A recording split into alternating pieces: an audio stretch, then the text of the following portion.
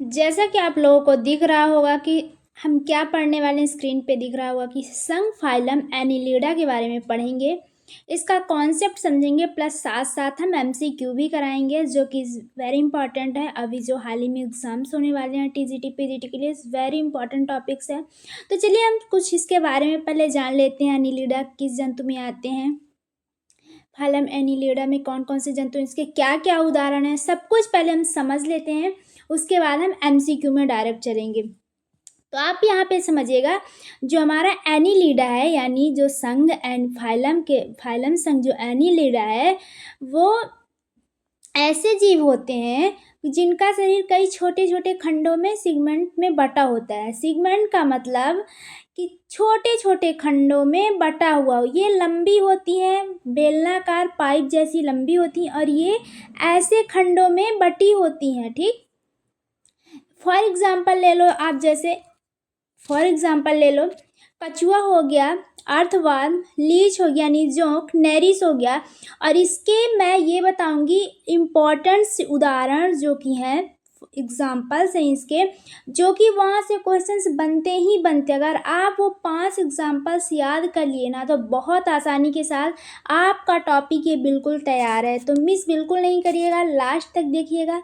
और ये भी कमेंट में बताइएगा आप लोगों से बिना हमारे बताए हुए क्वेश्चंस कितने अटेम्प्ट कर पा रहे हो। ठीक है, तो चलिए हम थोड़ा सा समझ लेते हैं कि क्या क्या पॉइंट बनता है, इसमें क्या क्या चीज़ें इंपॉर्टेंट है और कहाँ कहाँ से एग्ज़ाम पॉइंट उठता है। एग्जामिनर का फेवरेट पॉइंट कौन कौन सा और वो कहाँ से एग्ज़ाम बनाता है। ठीक, तो सबसे पहले इसकी डिफिनेशन ही देख लेते हैं। इसकी डिफिनेशन देख लेते हैं। खंडयुक्त कृमि यानी जो एनिलिडा है ये खंडित होती है। कैसे होती है? खंडित होती है, लंबी बेलनाकार पाइप जैसी होती है, इसमें खंड होते हैं। ठीक, ध्यान में रखिएगा। जैसे सपोज मान लो कि ट्रेन का डिब्बा है, लेकिन वो एक एक डिब्बा करके जुड़ा हुआ है ना, तो इसी तरह खंड युक्त कृमि होता है। ये याद रखना कि एनिलिडा के जो जंतु हैं, जीव हैं, वो लंबा बेलनाकार होते हैं, खंडित होते हैं, इनमें खंड पाया जाता है। ये बैट्रियल सिमेट्री होती है। ठीक, क्या होता है? बैट्रियल सिमेट्री होती है, यानी कहने का मतलब कि ये जो होते हैं, जो शरीर इनका बराबर होता है और बीच भागों में कटा हुआ होता है। जैसे कि इंसानों की जो शरीर है बराबर भागों में दिखती है ना, सेम इसी तरह इनका भी। अब आया मेन पॉइंट, कहाँ से उठेगा? त्रिस्त्री यानी ट्रिप्लोब्लास्टिक। अब ये ट्रिप्लोब्लास्टिक क्या होता है, तो यहाँ पे समझिए, कोशिश करिएगा, क्योंकि यहाँ से एग्ज़ाम उठाया जाता है। देखिए, जो हमारा ट्रिप्लोब्लास्टिक है 3 लेयर होती है, यानी कहने का मतलब जो एनिलिडा है वो 3 परत का बना होता है। कितने परत का? 3 परत का बना होता है। पहला हमारा एक्टोडर्म, दूसरा हमारा मीसोडर्म, तीसरा हमारा एंडोडर्म। ठीक, एंडोडर्म यानी एम्ब्रियोलॉजिस्ट, भ्रूण जिसे बोलते हैं, जिसमें बच्चा पलता है। क्या? जिसमें बच्चा पलता है, यानी एम्ब्रियोलॉजी। तो ये 3 परत का बना होता है त्रिस्तरी, जिसे हम ट्रिप्लोब्लास्टिक बोलते हैं। और उन 3 स्तरी का अगर नाम पूछा तो पहला होगा हमारा एक्टोडर्म, दूसरा होगा मीसोडर्म, तीसरा होगा एंडोडर्म। ठीक, तो ध्यान में बिल्कुल रखिएगा कि खंडयुक्त कृमि का मतलब ये खंडित होते हैं, खंडदार होते हैं, छल्लेदार होते हैं। ठीक, ध्यान में रखिएगा। दूसरा मतलब कि इनका शरीर खाली होता है बराबर भागों में। ट्रिप्लोब्लास्टिक यानी 3 स्तर के, 3 परत के ये एनिलिडा संघ के जंतु बने होते हैं। अब ये होता है छल्लेदार खंड, यानी छल्लेदार खंड कहने का मतलब ये हो गया कि सिगमेंटेड होते हैं। कैसे? यानी इसमें खंड होते हैं, ऐसे ऐसे ये खंडित होते हैं। ठीक, संघ एनिलिडा के जो जंतु हैं, जैसे कछुआ हो गया, नेरिस हो गया, एंड कछुआ, नेरिस, लीच हो गया, यानी जिसे हम जोंक कहते हैं। ठीक, ये सब सिगमेंटेड है, यानी सिगमेंटेड यानी खंड रही थी, इसमें खंड होता है, खंडित होती हैं। ठीक, ध्यान में रखिएगा।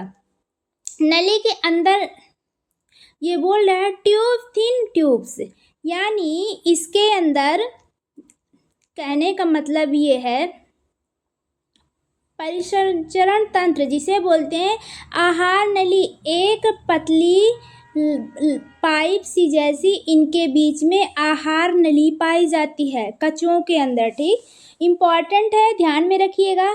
यहाँ से भी बन सकते हैं कि सिगमेंटेड बॉडी किस में नहीं होती है, कौन से जंतु में नहीं होती है, तो किस में होती है और किस में नहीं होती। संघ एनिलिडा में सिगमेंटेड बॉडी होती है। पूछ लिया कि ट्रिब्लास्टिक जो है किस जंतु में होता है, उन तीनों परत का क्या नाम है। पूछ लिया खंडयुक्त किमी डिफिनेशन, तो आप बिल्कुल बनना चाहिए। अब ये पूछ रहा है कि सीलोम यानी बॉडी कैविटी यानी इनकी उदर गुहा अंदर की संघ एनिलिडा के जो जंतु होते हैं यानी सीलोम बॉडी कैविटी यानी इनके अंदर जो बॉडी स्ट्रक्चर होते हैं इनकी, ये खोखली होती है, इसके अंदर कुछ नहीं होता है। जैसे कि फॉर एग्जांपल ले लो कि एक कमरा है, ठीक, एक कमरा है और उसमें सामान रखने के लिए हमको सामान की ज़रूरत पड़ती है, उसको हम खाली करके रखते हैं ना इमरजेंसी के लिए, कि कोई सामान्य घर में फंक्शन हुआ तो इसमें सामान सारा रखेंगे। तो उसी तरह इनकी बॉडी कैविटी खोखली होती है, इनके अंदर कुछ नहीं होता है, बिल्कुल ध्यान में रखिएगा। संघ एनिलिडा के जो जंतु हैं इनकी बॉडी में खोखली होती है यानी बॉडी कैविटी होती है। तो ये जितने हम सारे हाईलाइट पॉइंट किए हैं, ये जितने सारे हैं, इन्हीं से क्वेश्चंस बनेंगे, इन्हीं से बनते हैं। ठीक, तो ध्यान में रखिएगा। उत्सर्जन यानी निफ्रेडिया, ये फिक्स है, क्वेश्चंस आता ही आता है, बिल्कुल ध्यान में रखिएगा। यानी कहने का मतलब वेस्ट जगह, जिसे कि जैसे मनुष्यों में, इंसानों में किडनी की तरह ये काम करता है। यानी जो वेस्ट चीज़ होता है यानी उत्सर्जन मल जो होता है ये बाहर निकालने का काम करता है। ठीक, अब हम देख लेते हैं नेरिस। इसके बहुत ये संघ एनिलिडा के जो उदाहरण है फॉर एग्जांपल है, वेरी इंपॉर्टेंट है, बहुत इंपॉर्टेंट है, एग्ज़ाम में यहीं से पूछते हैं। फेरिटीमा, हीरोडिनेरिया, ठीक, हीरोडिनेरिया यानी इन नेरिस की क्या जीवन गति है, ये क्या करते हैं, ये कहाँ रहते हैं, इसके बारे में एक एक पॉइंट बताएंगे, क्या है, कहाँ से, इन्हीं से क्वेश्चंस बनेंगे। फेरिटीमा के बारे में बताएंगे। तो चलिए आप ये 3 उदाहरण जरूर याद कर लीजिएगा, यहीं से क्वेश्चंस बनेंगे तो आप लोगों को आसानी रहेगा। तो चलिए हम पहले टॉपिक की तरफ देख लेते हैं। तो देखिए पहले टॉपिक में पूछ रहा है एनिलिडा का विशिष्ट लक्षण, यूनिक क्या होगा, सीलोम होगा। एनिलिडा का विशिष्ट लक्षण पूछ रहा है ना। अभी हमने एनिलिडा का पूरा जीवन परिचय दे दिया कि ये लंबी बेलनाकार आकार की होती हैं एंड सिगमेंटेड होती हैं, ये छल्लेदार होती हैं, इनमें खंडित होते हैं ये, तो हमने सब कुछ बताया। तो उसी से रिलेटेड है। एनिलिडा का इस लक्षण पूछ रहा है कि उसके क्या लक्षण है। सीलोम, नेफ्रिडिया, उभयलिंगी या पूर्ण आहार। थोड़ा सा हिंदी जो है तो बहुत प्योर हिंदी दे देता है। और अगर आप लोग ये समझिए कि अगर इतना सीधा वो एग्जामिनर अगर पूछेगा तो सारे के सारे बच्चे कर लेंगे ना, इसलिए उसको घुमा फिरा के देना पड़ता है। रहता क्वेश्चन सबसे बनता है, लेकिन क्या है ना कि कुछ लोग समझ नहीं पाते हैं कि क्वेश्चन कह क्या रहा है, वो पूछ क्या रहा है, और इसी चक्कर में गलत हो जाता है। तो सबसे वेरी इंपॉर्टेंट है कि आप क्वेश्चंस को समझने की कोशिश करो। एनिलिडा का मतलब क्या हुआ, उसके विशिष्ट लक्षण पूछ रहा है ना, तो उसके विशिष्ट लक्षण क्या होगा। सीलेम हो गया, न्यूफ्रेडिया हो गया, उभयलिंगी, पूर्ण आहार नाल। तो देखिए जो एनिलिडा है, एनिलिडा संघ के जो जीव हैं वो एक लंबी आकार बेलना जैसे होते हैं। ठीक, इसके एनिलिडा के विशिष्ट लक्षण नेफ्रेडिया होता है। क्या होता है, नेफ्रेडिया होता है, ध्यान में रखिएगा। अर्थात एनिलिडा जो है एक खंडयुक्त कृमि होता है, यानी खंडित होता है, सिगमेंटेड होता है, खंड जैसा इसकी बॉडी खंडित रहती है। ठीक, छल्लेदार होती है। इस संघ के जो जंतु है लंबे बेलनाकार कोमल शरीर वाले होते हैं, यानी मुलायमदार, ये छल्लेदार खंडों के बने होते हैं। ये क्यूटिकल आवरण का होता है, यानी जो बाहर की इनकी परत होती है बहुत कठोर होती है, उसे हम क्या बोलते हैं, क्यूटिकल। कई बार पूछा जाता है, तो ध्यान में रखिए, हर एक चीज़ को जानना जरूरी है। आई होप कि आप लोगों को समझ में आ रहा होगा। तो ये एनीलिडा का विशिष्ट लक्षण किससे मिलता जुलता है? सीलोम से तो बिल्कुल नहीं, नेफ्रिडिया से, पूर्ण आहार नाल से बिल्कुल नहीं, तो ये हमारा नेफ्रिडिया होगा। अब चलिए हम थोड़ा नेरिश के बारे में जान लेते हैं। थोड़ा सा नेरिश के बारे में जान लेते हैं। हमने बताया था कि एनीलिडा के ये प्रमुख मोस्ट इम्पॉर्टेंट उदाहरण है और इनसे क्वेश्चंस कहाँ से बनते हैं, क्या बनते हैं। तो देखिए हम पहले नेरिश के बारे में समझ लें। नेरिश होता है क्या है? नेरिश ये एक समुद्री जीव होता है। क्या होता है? नेरिश एक समुद्री जीव होता है जो कि जल में ये तैरता रहता है। ठीक, ये समुद्र में पाया जाता है, तो बिल्कुल ध्यान में रखिएगा आप लोग।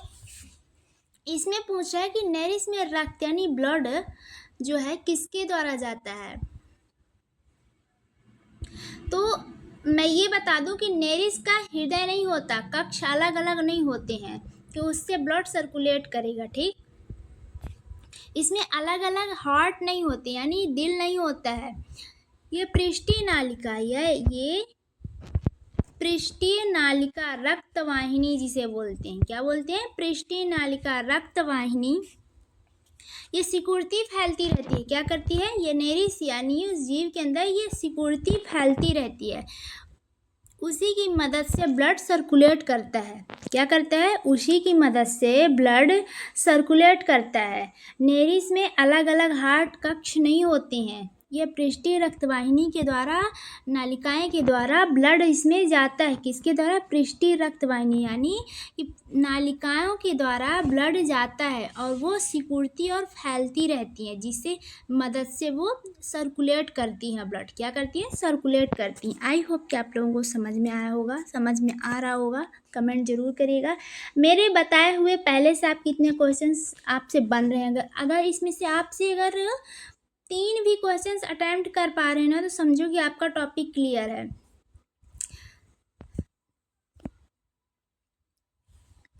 अब ये देखिए, नेरिश ने अपने नाइट्रोजन युक्त अपशिष्ट को किस रूप में नेफ्रिडिया से बाहर निकाला?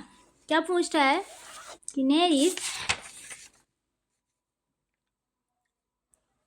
अपने नाइट्रोजन युक्त अपशिष्ट को किस प्रकार से नेफ्रिडिया से बाहर निकालता है? अमोनिया। समझने की कोशिश करिए। नेरिश जो जीव है, जो समुद्री जीव है, ये संघ एनीलिडा के में, संघ फाइलम एनीलिडा में आते हैं और इसके एग्जाम्पल हैं। पूछ रहा है कि नेरिश अपने नाइट्रोजन युक्त अपशिष्ट जो है, अपशिष्ट पदार्थ यानी बेकार पदार्थ, किस रूप में नेफ्रिडिया से बाहर निकालता है? अमोनिया होगा या फिर यूरिया होगा, यूरिक अम्ल होगा, गुआनिन होगा।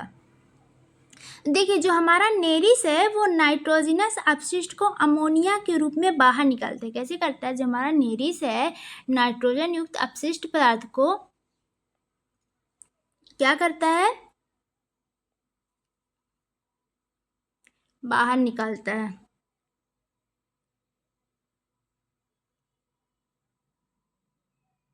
इसमें हमारा अमोनिया होगा। ठीक,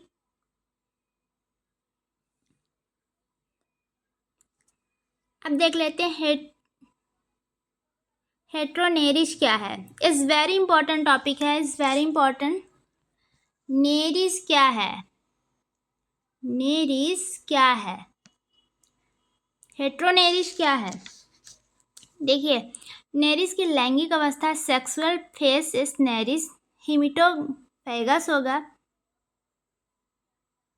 या फिर बिलोंग टू ओलिगोकीटा होगा। क्या होगा? बिलोंग टू एलिगोटा होगा। तो इसमें कौन सा आंसर होगा?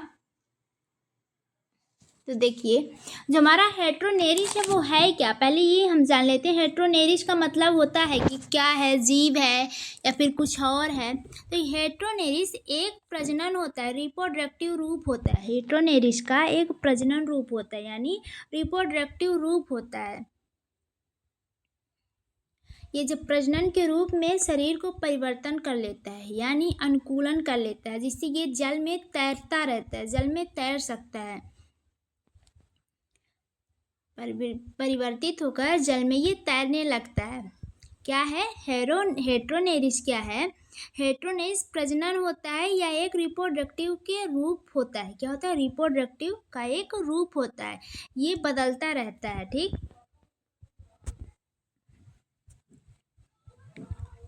तो हमारा नेरिस के लैंगिक अवस्था होगा, यानी द सेक्सुअल फेसिस नेरिस होगा।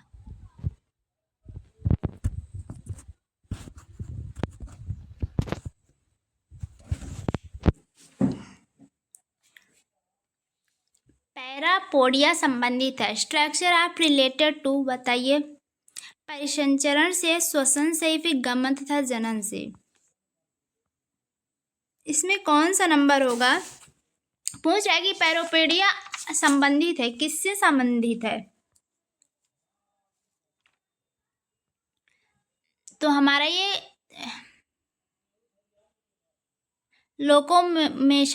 लोकोमोशन एवं रिस्पिरेटरी, गमन तथा श्वसन से, ठीक। ये क्यों होगा, पहले ये देख लेते हैं। हमारा ये राइट आंसर है, लोकोमोशन, रिस्पिरेटरी, गमन तथा श्वसन। देखिए यहाँ पे जो हमारा पैरापोडिया है वो श्वसन से संबंधित है। किससे? श्वसन से संबंधित है। जैसे मसल्स वर्टिकल हो गया, फ्लैप जैसी बाहरी उभार होती है, ये चपटे जैसे कृमि के होते हैं, ठीक।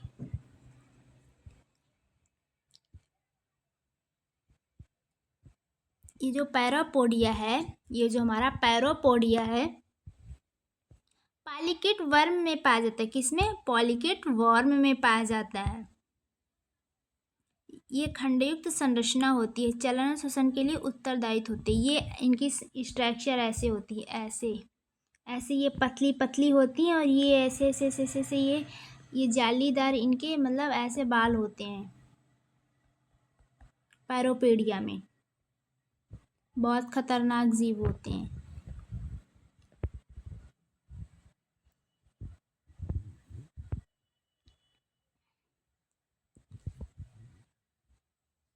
हेट्रोनेरिस बनने तक कौन कौन सा परिवर्तन प्रतीत होता है? पूछ रहा है, इज वेरी इंपॉर्टेंट है। तो हमारा जो हेट्रोनेरिस है वो रूपांतरण के दौरान पैरापोडिया शरीर में, यानी उसकी बॉडी में आधे भाग में बहुत बड़ी विशिष्ट प्रकार की जाती है, जिसे हम पेरिस्टोमियल कहते हैं। क्या बोलते हैं? पेरिस्टोमियल कहते हैं। शरीर के पिछले हिस्से में बढ़े हुए पैरापोडियम, ठीक। शरीर के पूछ रहा है कि हेट्रोनेरिस, जो हमारी हेट्रोनेरिस जीव है, वो पूछ रहा है बनने तक कौन कौन से परिवर्तन प्रतीत होता है। मतलब बनने तक वो कौन कौन से आकार में वो बदलता है। तो शरीर के पिछले हिस्से से बड़े हुए पैरोपाइट्स, यानी बी नंबर इज राइट होगा। और हाँ, ये नहीं, ये आए हुए क्वेश्चन से सारे के सारे आए हुए हैं, ठीक। अब फेरिटीमा क्या होता है, बताइए कि फेरिटीमा क्या होता है। ये किस जंतु में आते हैं? एनिलिडा संघ जंतु में आते हैं, जैसे कि कछुआ हो गया, लीच हो गया, नेरिस हो गया। तो हमारे ये कछुआ में जैसे पूछ रहा है कि फेरिटीमा दैवित्य, या इतना प्रॉपर शुद्ध हिंदी दिया है ना कि समझ ही नहीं आता है। The circular muscles layer फेरिटीमा body well contains which of the following pigments। तो इसमें पूछ रहा है कि फेरिटीमा की दैवित्य वर्तुलाकार पेशी स्तर में कौन सा वर्णक पाया जाता है। तो इसमें हमारा हीमोग्लोबिन होगा, पोराफाइन होगा, क्या होगा? तो इसमें हमारा ए नंबर होगा, पोराफाइन होगा। क्योंकि देखिए जो हमारा वर्णक पिगमेंट्स पूछ रहा है ना, तो ये एक लेयर होती है कछुए में, एक बाहरी लेयर होती है ग्रीन कलर की, जो कि इनकी बॉडी को सुरक्षित करती है।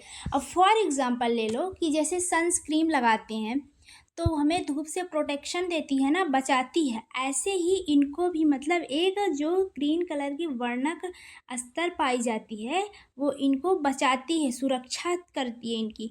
तो क्या होगा? ये पोरोफाइन होगा, ठीक।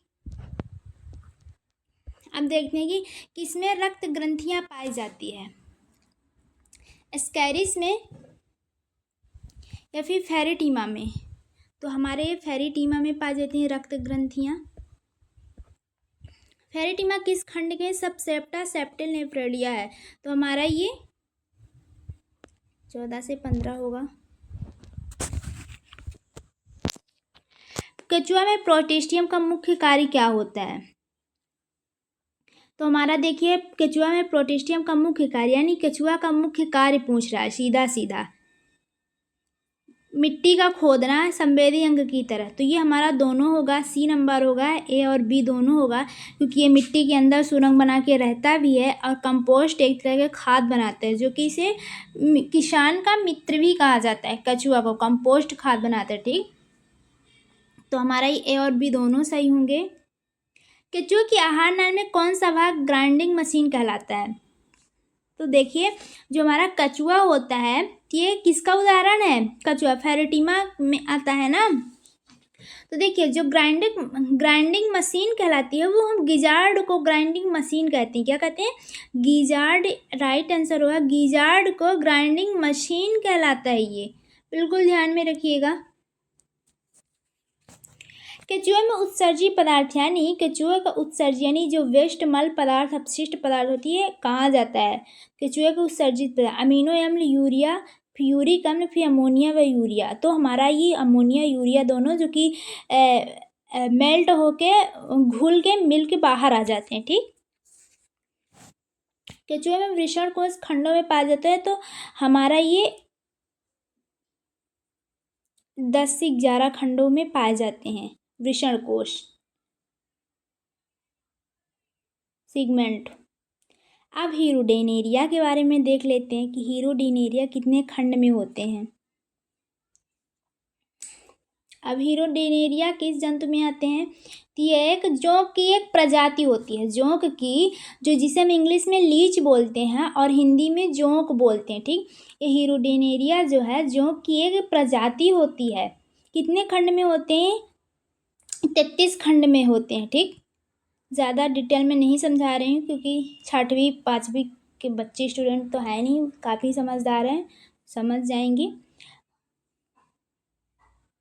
बैक्टीरियल उत्तक में से किस जंतु में अपशिष्ट लक्षण है? Animals. Future in which of the following animals? तो फेरेटिमा, नेरिस, हीरोडेनेरिया। तो हमारा ये हीरोडेनेरिया होगा। ओके, हीरोडेनेरिया क्या एक जोंक है? जो जी, तो हीरोडेनेरिया क्या है? हीरोडेनेरिया जोंक की एक प्रजाति है। क्या है? जोंक की एक प्रजाति है। हीरोडेनेरिया ये पशुओं में पाए जाते हैं। कहाँ पाए जाते हैं? पशुओं में अधिकतर ये चिपक जाते हैं। क्या करती हैं? जो जोंक है चिपक जाते हैं और ब्लड निकलने लगता है। यानी ये कहीं ना कहीं हीरोडेनेरिया की एक प्रजाति है। ठीक, ये पशुओं में अधिकतर पाए जाते हैं। नदियों तालाबों में कभी चिपक जाते हैं, इंसानों के भी कभी कभी चिपक जाते हैं। ये बहुत तेज जोंक चूसक पाए जाते हैं और लोकेटेड यानी leech suckers of leech are located. तो हमारा जोंक चूसक पाए जाते हैं तो शरीर के अग्र सिरे पर, शरीर के पश्च या पूरे शरीर पर या फिर शरीर के अग्र। तो हमारा ये शरीर के